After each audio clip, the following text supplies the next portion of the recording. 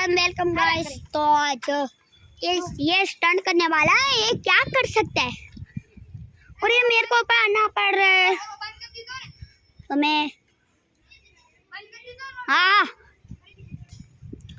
तो ई કરી શકશે પણ મને ના પાડે છે કારણ કે હું પડી શકું પણ હું પડવાનો નથી। મેં તો એવી રીતે કેટલાય કરી લીધા। હવે આનો વિડીયો જો।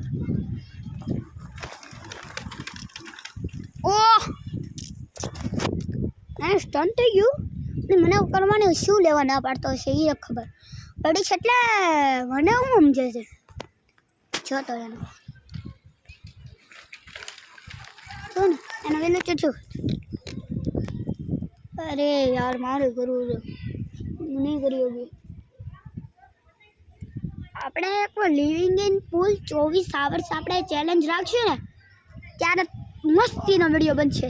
કાલે એ વિડીયો આવવાનો છે લિવિંગ ઇન પૂલના 24 આવર્સ હું કરવાનો છું એ વાળો ચેલેન્જ।